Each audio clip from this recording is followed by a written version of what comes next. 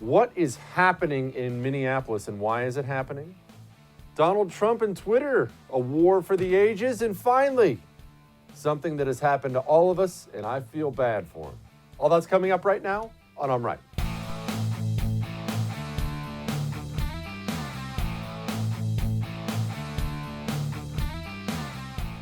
I feel like I view the world differently than other people. And I know what you're sitting there thinking, well, Jesse, that's because you're smarter than everyone else. A lot of that's true. I mean, that's why everyone calls me Jesse the Oracle Kelly now. But what I find to be really, really, really strange is America's views on racism. And understand this constant racial tension we have here, that is kind of a uniquely American thing. I've talked to people like the first contributor, Sydney Watson. She gets on and she talks about how Americans view race very differently than Australians because she's Australian. I've talked to my buddy in Britain, and he says Americans view race very differently. We don't argue about it in that way. And here's the truth of the matter. People all hold some sort of prejudice. Racism is not a uniquely American invention. Countries have been racist throughout the history of the world, always have been, always will be, because it's human nature to have some kind of prejudice. I'm better than that guy. We're better than them. Well, they're dumb. Well, I hate them. It's just human nature. It's how our minds work. It's part of our flaws. I mean, for you who have flaws, I wouldn't know what that's like. But here's the deal. Americans are so obsessed with racism for a variety of different reasons that they try to assign it to everything. But here's the problem. When you assign something to everything, you water down the word. Let's say you really believe, and it may be true, let's say you really believe there is still systematic racism in the United States of America. Does it help that cause to point at each and every incident between a white guy and a black guy and say, that's racism? Well, no. Now you water down the cause. Now when the next time somebody hears the word racism, you know what they do? Okay, here we go again. That's what they do. And if you do care that much about it, shouldn't you treat the word with more care? Shouldn't you? We have that horrible video out of Minneapolis. I have chosen not to show it to you. It's ugly. It's easily accessible if you have a desire to see it. I know so many of you watch this show with your kids. It's ugly. And it's not one of these short clipped cop videos. You can't see what goes on. There's a reason you've never heard me really address a cop video on this show, because I don't know what happened. I don't know the context. It's not long enough. This one's very much long enough. A cop sits there with his knee on the back of the guy's neck until he dies, and you watch it, and it's awful. It's murder. On top of bad police work and everything else, it's murder. And immediately, without a moment's hesitation, it seems like the whole of the country decided this was a racist incident. It could have been. For all I know, for all you know, this guy could be the Grand Wizard of the KKK. But also, keep in mind, for all you and I know, this guy might be married to a black woman and have 20 black kids. Everybody, all of his friends might be, but we don't know that part of it. What we do know is that's murder. That's what we do know. So why this effort to instantly make it about race? I don't understand it. I guess my mind just works differently. I'll never get that. We can find out if it's about race and dig into it there. But why do we have to automatically assign it to that every single time? And I'll tell you something else that's going to upset you. This isn't just a problem on the left. Oh, don't get me wrong, the normal race hustlers like Al Sharpton are all over it. He sent out a message on social media today, first thing, I'm on my way to Minneapolis. Woohoo! He's living high on the hog. But this is a problem on the right, too. You see, we have people on the left, like known race hoaxers like LeBron James. They're, of course, going to act like they're the civil rights leaders during this time. I'm standing for you. Just like the time I got racist graffiti on my gate, and then someone erased it before the cops showed up. But people on the right do this thing because they've been accused of racism for so long, and they're so beaten down by it, and they're so anxious to prove somebody wrong. As soon as something like this comes out, we get we have to stop this racism. This is racism. Nobody even questions this racism. Whoa. We don't know that. It certainly could be. We don't know that. And when I pose the question to my friends on the right who stand up and scream racism right off the bat, you know what I get? Well, can't you see? Well, yeah, I can see. I don't know what's inside of his head. Do we have some old Facebook posts or something like that? Do we have any indication? Well, it's obvious. Okay, screaming "it's obvious" at me does not prove something to me. Show me. Show me. And here's the issue with it. Everything I just talked about, the race hoaxers like LeBron and Sharpton, the people on the right trying to be very, very not racist, what's happening right now in Minneapolis is partially your fault. It's partially your fault. We had the president who was all over the case. The president of the United States was all over the police and justice. Puts out a tweet saying, quote, "At my request, the FBI and the Department of Justice are already well into an investigation as to the very sad and tragic death in Minnesota of George Floyd. I have asked for this investigation to be expedited and greatly appreciate all the work done by local law enforcement. My heart goes out to George's family and friends. Justice will be served." Okay, that's wonderful. That is wonderful. He was all over the incident itself. We were going to get the information. These cops weren't going to get off scot-free. When the prez himself is putting it out there, we're not getting off scot-free. We were going to dig into this and get justice. But no, we couldn't just do that, could we?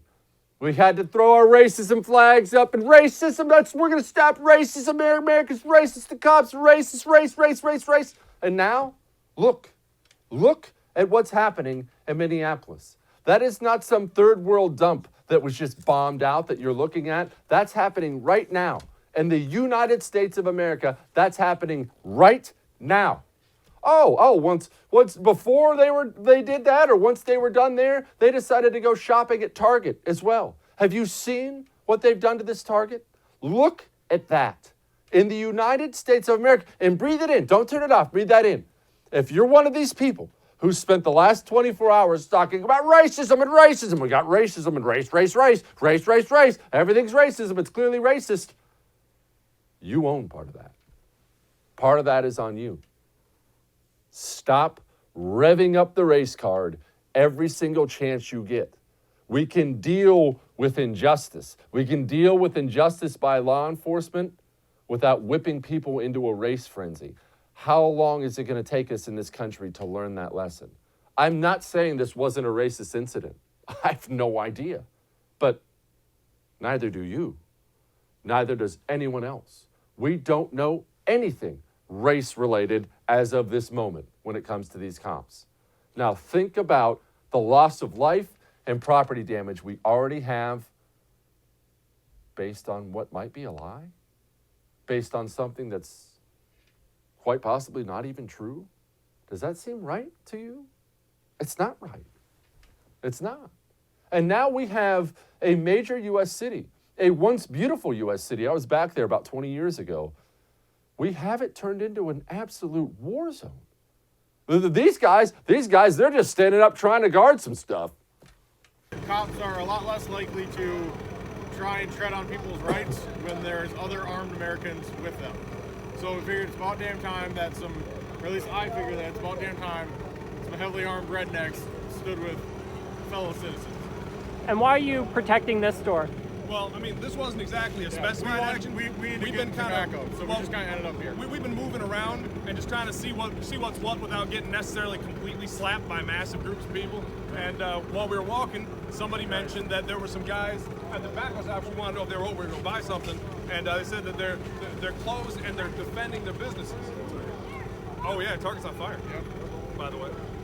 Yeah. But and anyway, so we heard that. We're like, well, we better kit up and go see if these guys need help. And it turns out these guys are out here with machetes and shattered windows trying to keep looters out of the business because cops can't get in here.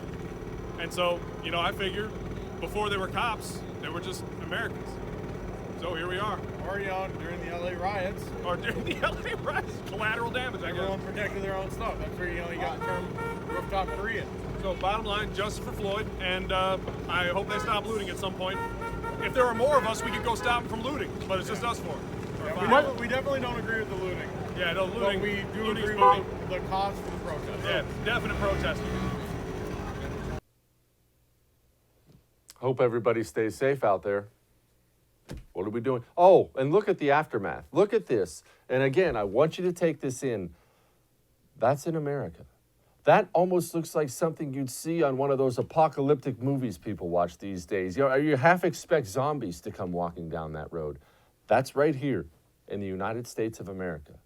Maybe the way we've addressed race for the past 40, 50 years, definitely in the recent decades, maybe it's time we changed course.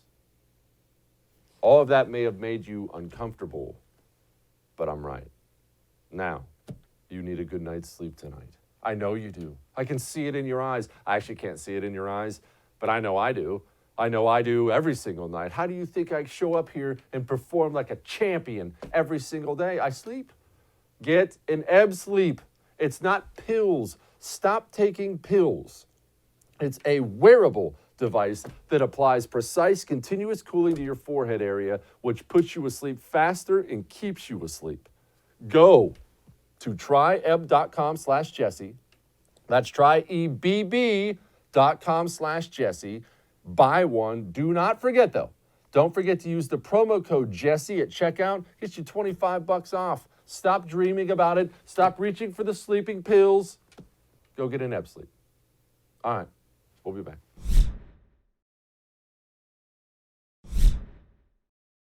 I know you look to me for guidance, and why wouldn't you? I mean, let's be honest. But I'm about to give you the most wishy-washy answer on something I've ever given anyone on anything. Censorship. Censorship of social media. Here is the deal. I know you may be older, maybe you're not on, Twitter and Instagram and Facebook and all these other things, but understand this. One, it's fine if you're not. It's probably preferable if you're not. Two, you can get to an age where you just decide you're not doing anything else, and I appreciate that so much because I'm already getting to that point myself. But three, you also need to understand they're humongous. They are humongous. Twitter alone, even if you don't have it, world leaders have it. The President of the United States of America has it, uses it, reads it. At this point in time, you can contact the President of the United States of America, and there's actually a chance he reads it. Did you know that? Isn't that wild? At what other point in American history would you personally be able to reach out to the President? Your senators, your congressmen, your mayors, your governors, they're on there, they read it. It is a powerful, powerful thing. And the President loves to use it.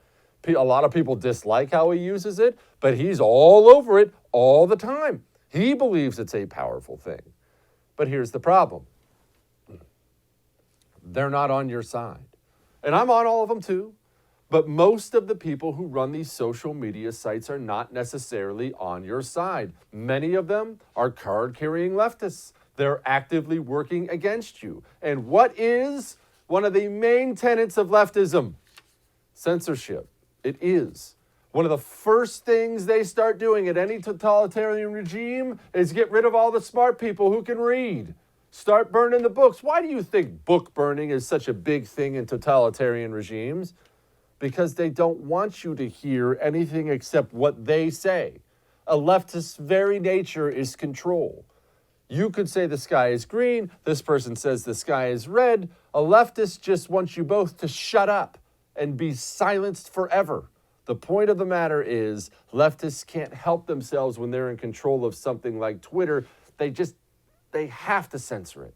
They have to. It's their very nature. Even when they try to hold back, because they have tried to hold back on it. They've tried to hold themselves back on it. I know this for a fact because they don't want the government to come in and hammer them and regulate them.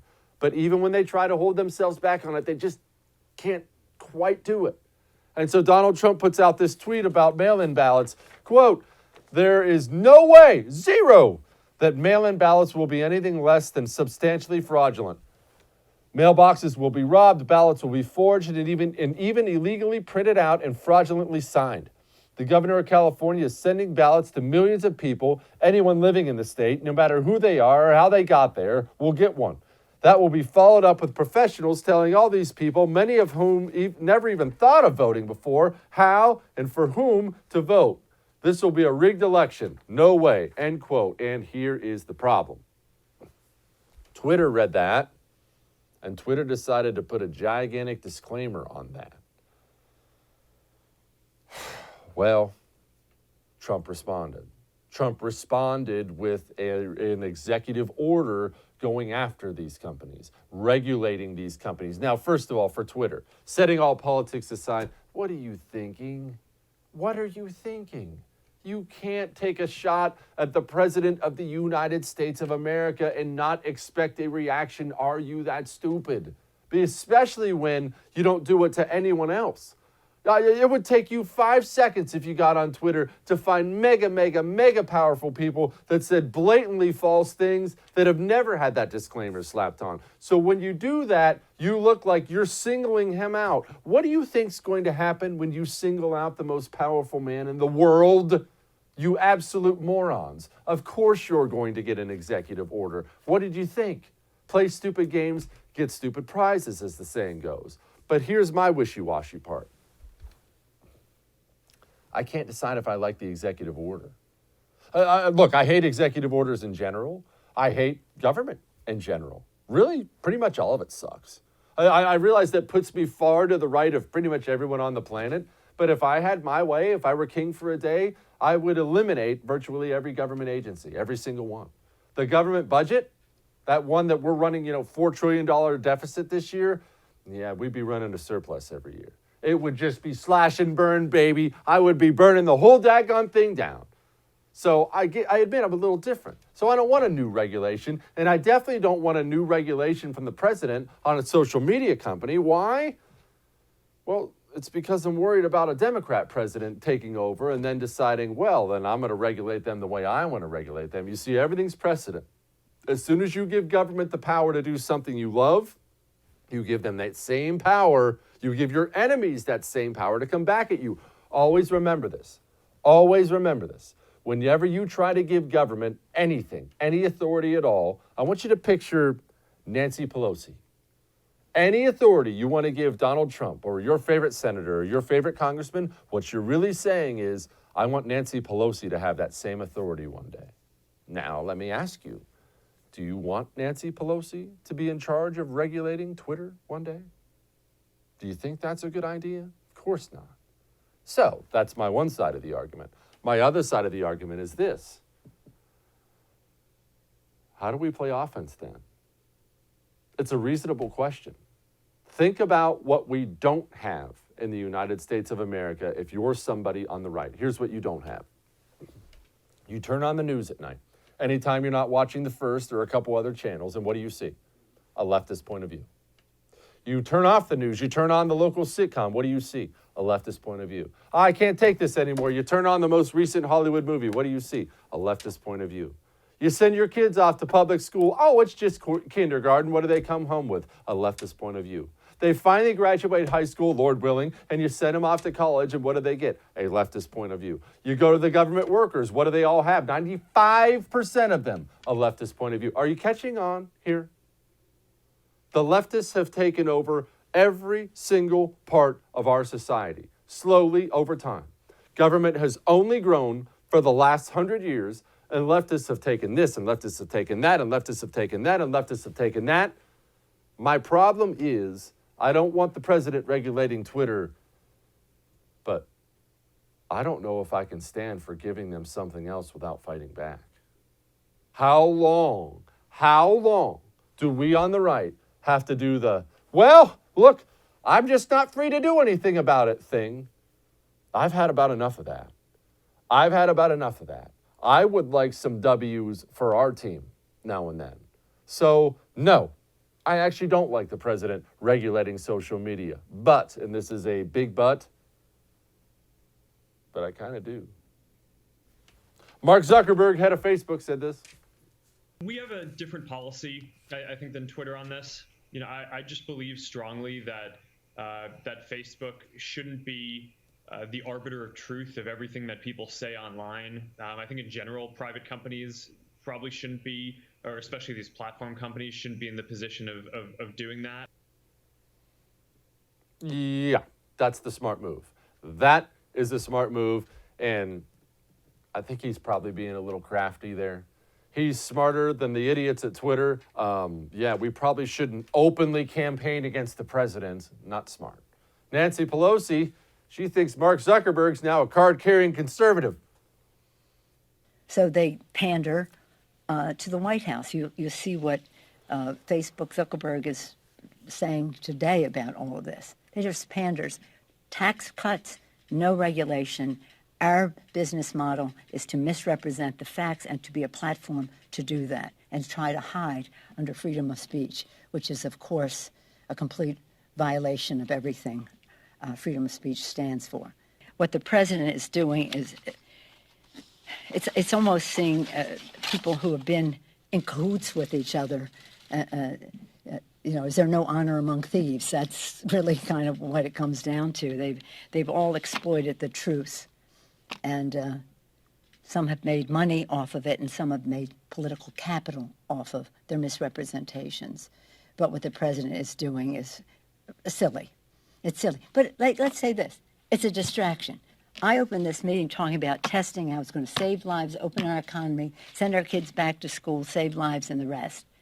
We're talking about Twitter.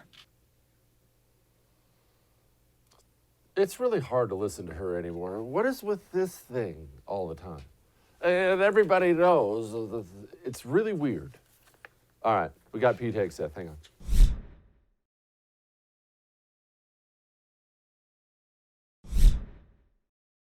Joining me now, co-host of Fox and Friends Weekend, obviously author of the new great book you need to go get, American Crusade, Our Fight to Stay Free, Pete Hegseth, and obviously combat veteran. I can't leave that out. Pete, you were all over this New Jersey thing last week, and I think people got a little confused with what they saw. Everyone saw the video the one day, the cop shows up, says, hey, we're not enforcing it, have a good day. Crowd cheers, America, baby. And then all of a sudden, the next thing we know, some guy's getting thrown in handcuffs. What happened? Yeah, they're waiting for the cameras to leave. That's what happens every single time, and we couldn't be out there every day. Thankfully, a Fox affiliate out of Philly was for most of the days after that. Yeah, they wait. They gave one good moment from the local police. Then they issued them a summons. Then the next day they started taking the names of every customer of the gym. So they're trying to intimidate the customers to hit Frank and Ian, the guys that run it. And then one wouldn't give his name, so they cuffed the guy.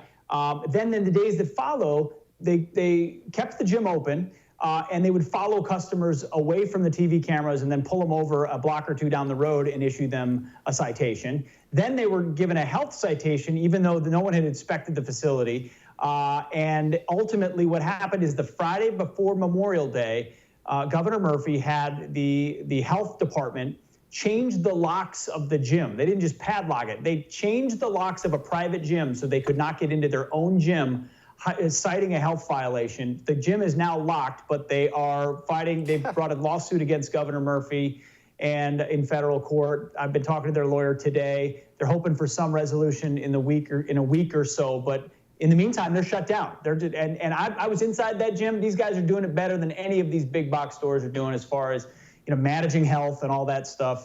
It's exactly how the left works. They wait for the cameras to turn off. They use intimidation. They use any inspector or government department they can to shut you down. But they're not backing down. It's cool to see them at least fighting back. Well, I was in a gym myself one time, Pete. Now, I am worried. I'm a little bit worried about the reputation of law enforcement in America. And I'm really worried about it, not just from this crap we see in Minneapolis, which, I mean, there's no excuse for that, but forcing police officers, or you could say them making the choice to enforce orders like this. I'm worried it's going to negatively affect the public's relationship with law enforcement big time, and law enforcement relies on that. Am I crazy? No, you're not crazy. I hope not. I mean, I know for certain that half the guys that were there as law enforcement were members of the gym. Like, they know these guys. And Frank and Ian were super respectful of them. They didn't want to be there. They didn't want to be doing this. And to the credit of the gym owners, they fought really hard to make sure the crowd there was respectful of the police and saying, this is not the police. This is not the police that wants to do this. This is Democrat Governor Murphy and the other minions who want to maintain their power and control. We'll see how this plays out even more, how long it goes on and how that changes the perception of police. Should some of them be, I'm sure there's plenty, a number of them that said, we don't want any part of it. Ultimately, though, they've got jobs and lives and families, and they've got directives, and they're just doing their job as they see it. It's a really tough spot for them. A very tough spot, and now everybody has a cell phone camera out there catching your worst moment on camera all the time. It's a disaster. All right, Pete, what's this book about, American Crusade? I obviously know. Tell everybody else. You are a crusader, Jesse. That much I know. It is meant to motivate people, seriously, to go to the next level, to be unafraid, to be unapologetic, and to follow the path our president has charted with the way he takes on the left, exposes the left, calls them out, dismisses political correctness, exposes the media. But it makes the case, obviously, that 2020 is critically important, especially considering what the left has tried to do to the president and his supporters and everything. But it goes deeper in that an election cycle win is extremely important, but where we've been losing to the left is in our culture, in our schoolrooms, in our education, in our universities. But I want to wake people up to the depth of betrayal of the left, who they really are, how they've done it. One of my colleagues at Fox called it the decoder key of the left, and I kind of liked that. It's like, this is who they are. They're not your daddy's Democrats. They're not JFK, tax-cutting, pro-life, anti-communist. They're not the loyal opposition anymore. They are our opponents to be crushed. And if we don't crush them, we will lose our country. So I chose Crusade intentionally, and our fight to stay free was the subtitle, and I wrote it before COVID-19, and here we are fighting to stay free. The left will take every moment they can to take away our freedoms and gain more control. And I want it to be a wake-up call, but ultimately inspiring for people. Pete, you're obviously a combat veteran, so this makes probably more sense to you than it does a lot of people. But I think a lot of people, especially on the right, are uncomfortable, or at least have been uncomfortable with that thought that it's our job to take down the left. And I get people who are uncomfortable with that now. That's music to my ears, but it makes people uncomfortable. Will you explain to them why that's necessary? It's not just they got a little what they want and we got a little what we want. It can't be that way. Why? Those days are gone. Because leftism is the opposite of Americanism. It is the opposite of free people, individual liberty, personal responsibility, equal justice, citizenship. They have rejected that America is a good country, that America is founded on ideals that are worth perpetuating, and you can't negotiate with someone that wants to kill you. And so in this, and again, people will say, oh, it's a call to arms. That's not what I'm talking about yet, at least. We have a Second Amendment for a reason. What I'm saying is you have to crush the left politically, culturally, in our schoolrooms, and only through crushing them and defeating them do you have a chance to create the space to return to the values that have always made America prosperous and free. And Donald Trump showed us how to do that. You know what I liken it to, this as a vet as well, it's what's the most dangerous kind of ambush? An L-shaped near ambush, right? Where you're stuck, the enemy's right on top of you, you got nowhere to go, and you're in the kill zone. What Republicans have done for years and years and years is sit in the kill zone as the left just shoots at us and sort of try to explain ourselves and apologize, and can't we just work together and maybe just a little bit more of this and a little bit more of that. And Donald Trump threw the playbook out, and he said, no, what you're supposed to do when you're stuck in a near ambush is charge and assault toward the enemy. It's your only hope to survive. And when he did that and showed us all how to do that, what that does is if you get close enough to the enemy position, what do they have to do? They have to jump out of the tall grass and expose their position. And at this point, the left has fully exposed themselves for the anti-Americans that they are, for the socialists that they are, for the godless Marxists that they are. And when you do that, you get a chance to show the contrast. And that was my wake-up call with Trump. I talk about my Trump conversion moment, how he's the see something, say something president. I talk about growing a Trump spine, which a lot of us have. I mean, you've always had it. You've always been willing to call them out the way that they need to be. But a lot of us have learned that from him. And that's why they hate him so much. He's the first leader we've ever had, America first leader who fights them harder than they fight us, and they can't stand that. And so we got a chance to survive because he's charged into that near ambush. But now it's up to us to follow the lead. In any quarter, we can have that impact. And it's hard to say. You don't want to say that the American left in our country it needs to be defeated, because you have this residual idea of yesteryear, Tip O'Neill and Ronald Reagan, and they worked together, and everyone wants to wish we were there. That's just not where we are today. We have to defeat them politically and in our culture, or we will lose our country, as you know. Pete, lastly, piggybacking off what you just said, I am worried about this. I'm worried about Donald Trump's presidency ending. Let's hope it's in 2024. And the GOP, instead of learning what you just described, that they have to fight back, that they have to be aggressive, I'm worried about the GOP, all these old guard types saying, whew, that's finally over. Now we can go back to just being the actual pissing post of the left. That's what I'm worried about. I like that. I am too. There will 2024, provided the president gets reelected, will be a watershed moment. It will be because you're going to have a bunch of people running to try to be like Trump.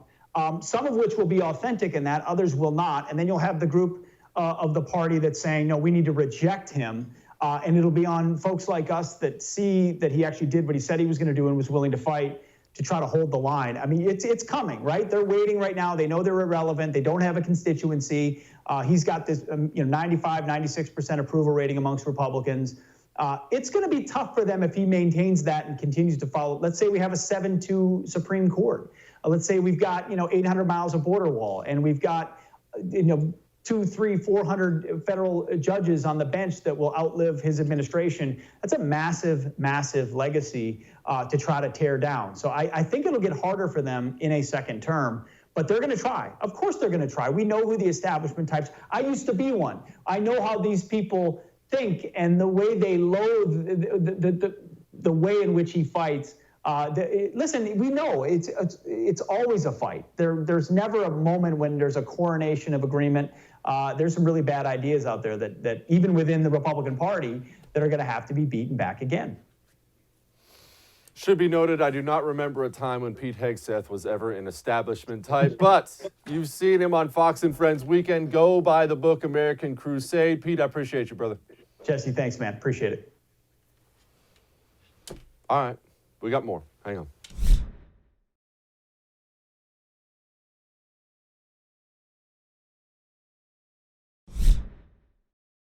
Joining us now, columnist for the Washington Examiner and contributor right here at The First, Tiana Lowe. Tiana, we have about 9 million things to unpack with you today, so let us begin at the beginning. Minneapolis is burning down. It's pretty much the worst situation imaginable, and here's my issue with it. We saw that murder on tape. Everybody saw it. Everyone can clearly see exactly what happened. That's murder. All right. That's a cop who killed someone. That cop is not currently under arrest. By my understanding, up to this point in time, he's not even being charged. That is the glaring issue in this entire thing, and everybody wants to scream racism right now. We don't know that. We don't even know if the guy's racist, but we do know he killed somebody. What is this American obsession with racism instead of the crime I can see on videotape? I do think that there is this general feeling that because the Black Lives Matter movement was essentially hijacked, it did come from, you look at the cases of Philando Castile, there were a lot of valid grievances. The issue is that then it became sort of obsessed with this Michael Brown farce. And also this assumption that because there are individual racist cops who do get away with it, in large part because of legal precedents that predated the Black Lives Matter movement, the sense is that because of these individual racist cops, the system itself is racist. This was a conflation that was very politically alienating, and it's why conservatives did reject the Black Lives Matter movement. And I think now there are a lot of conservatives realizing qualified immunity for police is wrong. And yes, there is a problem with police accountability where they get the benefit of the doubt in using the law. That is not the same thing as saying across the board, this is some systemic problem relating to the intent of the law.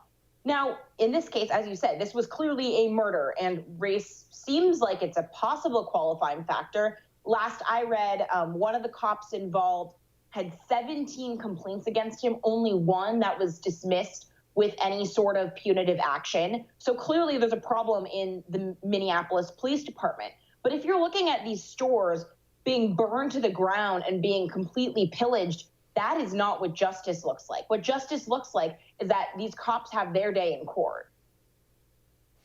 Tiana, I feel like Minneapolis is just this gigantic thing we can't really touch for a lot of different reasons, but it's this huge socioeconomic experiment we can dig into. I was in Minneapolis 20 years ago. Heck, you were probably barely alive at that point in time, and it was a beautiful city. It was cool. The Mall of America was this destination spot, and now I have so many friends up there, and they say it is an absolute war zone when it's not being looted after something like this. What exactly happened to Minneapolis? So Minneapolis, even though it's in what is technically one of the last bipartisan states in the country because it does have a split legislature, Minneapolis is, depending on what area of the city you're in, it's a D plus 30-something, 40-something district. It is all blue. That has created a lot of incentive problems. It has made it really difficult for small businesses to operate. I don't know as much about the city government as anyone who's ever lived there. I do know that I have reported there. It's home to the #1 terror recruitment district in the country. It is not a very assimilated city, which is a problem. I'm from Los Angeles, where we have tons of immigrants, and quite frankly, I know that there are problems with racism everywhere, but it feels like we have really celebrated and accepted diversity of all kinds, Like we have a little Tokyo, and we have the largest diaspora of Vietnamese immigrants outside of Vietnam, and we celebrate Latino culture. When I went to Minneapolis, it felt very stratified. You have these enclaves where there's very little assimilation of any kind. I think all of that just makes it a melting pot for this racial resentment. You cannot have everyone living separately and expect it to end well. To ask you the most impossible question in the world, why? Because you're 100% right. Been to LA several times. It is completely diverse. There's people everywhere, but it doesn't feel tense. I mean, obviously they've had some serious moments of tension in the past, but Minneapolis, everyone talks about how they're not assimilated. Let's be frank here. Is this a Somali culture problem? Because that's where so many, they import, I believe 57,000 settled in one area. And look, it's not outrageous to say perhaps they're not meshing well with the other residents of Minneapolis, or is that outrageous to say? So I think that there's like a little bit of nuance here. On the one hand, a lot of housing codes that tend to exist in democratic areas do not encourage assimilation. If you have one set of projects for one diaspora and another set of projects for another, then of course you're going to expect people to stick with what they know. On the other hand, obviously not all immigrant cultures come with the same level of liberalism. There's a reason why you can import millions of South Koreans and it's glossed over pretty easily and they're assimilated into America very well. There's a reason why Iranians who come here mesh very well with American culture. Somali immigrants, my experiences, and I'm not going to speak to the culture at large, my experience in the Somali diaspora in Minneapolis was that there was a huge level of gender discrimination. A couple of the restaurants that I went into, there were no women.